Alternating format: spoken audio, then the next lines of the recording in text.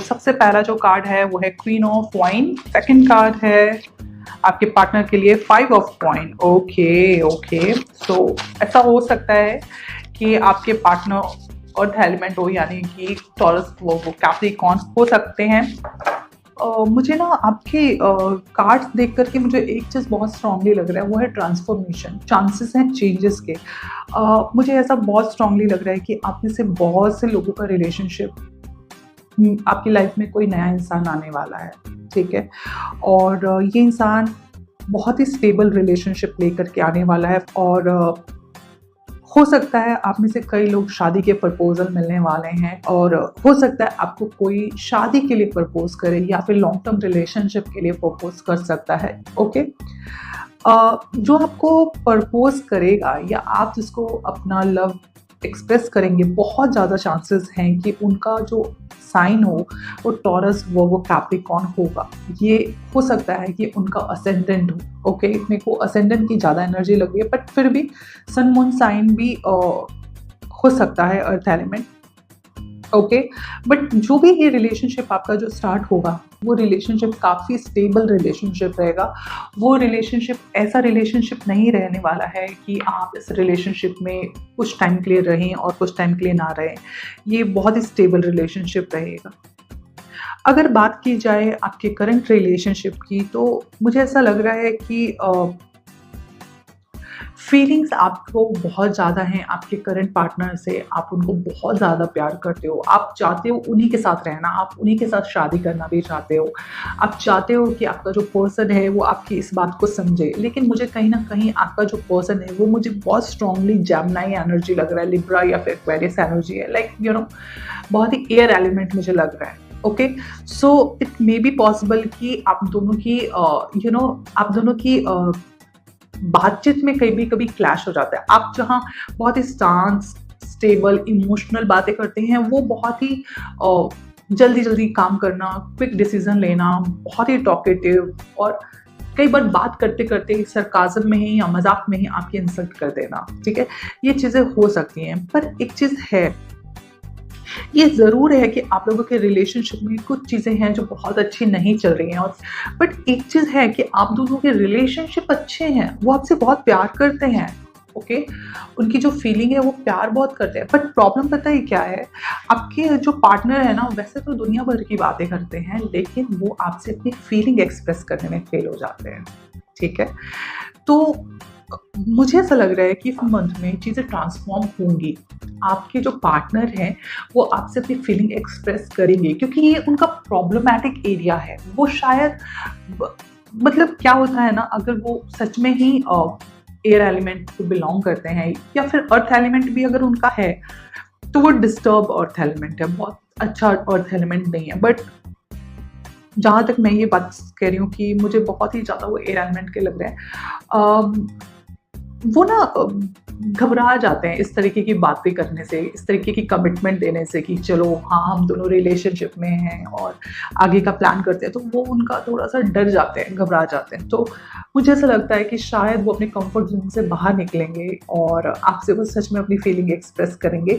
जो भी उनके दिल में है वो आपसे ज़रूर एक्सप्रेस करने वाले हैं। मुझे एक ट्रांसफॉर्मेशन लग रहा है, और ये बहुत स्ट्रॉन्ग ट्रांसफॉर्मेशन होगा। ऐसा भी होगा कि आपके लाइफ में कोई नया पार्टनर आने के चांसेस बहुत स्ट्रांगली है, और ये भी चांसेस है कि जो दूसरा पार्टनर हो वो भी एयर एलिमेंट को बिलोंग कर सकता है, बातें बहुत करेगा और बहुत ही टॉकेटिव पर्सनैलिटी रहेगी। बिकॉज मुझे ऐसा लग रहा है कि अभी और मुझे ना मरकरी की एनर्जी बहुत ज़्यादा स्ट्रॉन्ग लग रही है। शायद ये साल मरकरी का है, इसलिए चाहे जो भी है, बट हाँ मुझे ऐसा लग रहा है कि बहुत एक्टिव हो रखा है, और हो सकता है कि आपके लाइफ में जो पार्टनर आए बहुत बातें करना पसंद करता हो, अपने एज से ज़्यादा यंग लगता हो, और खूबसूरत हो, बातें करने में बहुत अच्छे हो, कम्युनिकेशन में बहुत अच्छा हो, आइडियाज़ में बहुत अच्छा हो, तो आपकी लाइफ में एक स्पार्क आएगा, ठीक है। तो आपका जो करंट रिलेशनशिप है, मुझे ऐसा लगता है कि वो रिलेशनशिप इम्प्रूव हो सकता है, बिल्कुल हो सकता है, पर आप दोनों में कहीं ना कहीं ईगो का इशू है। आपको ये इशू रिजॉल्व करना पड़ेगा।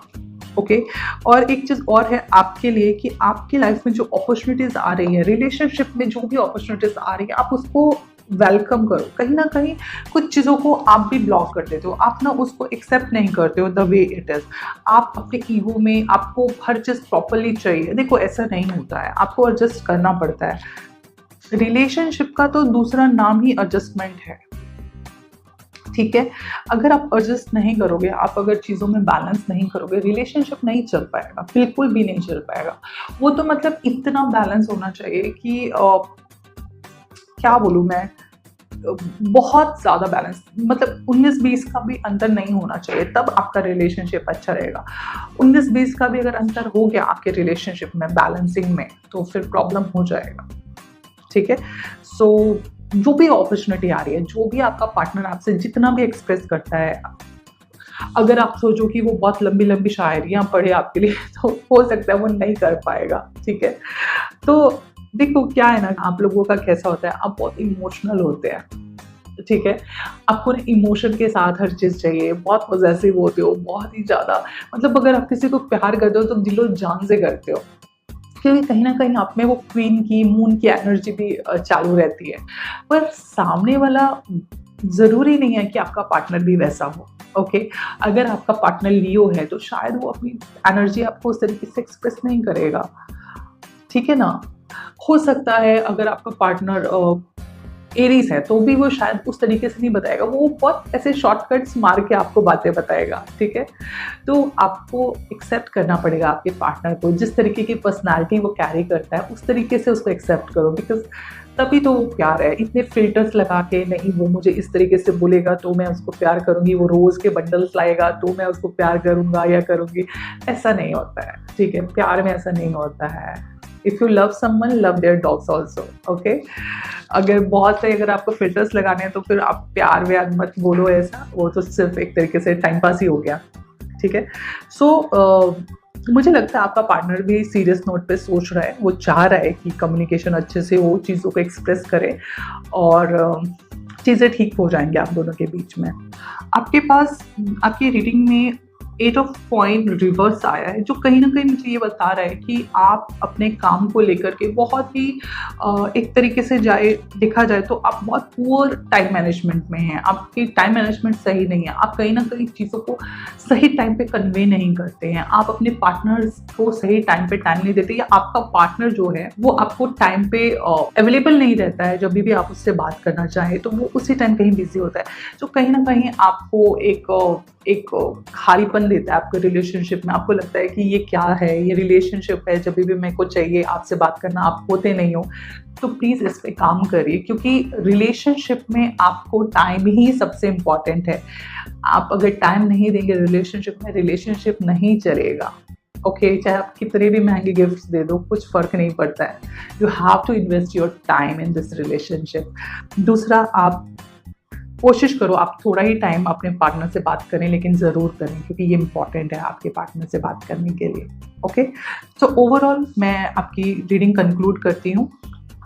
मुझे ऐसा लगता है कि आपका पार्टनर आपसे प्यार करता है। हो सकता है वो कम्युनिकेट नहीं कर पा रहा हो, लेकिन प्यार करता है। हो सकता है यही उसकी प्रॉब्लम है कि वो आपको अपनी फीलिंग एक्सप्रेस नहीं कर पाता है।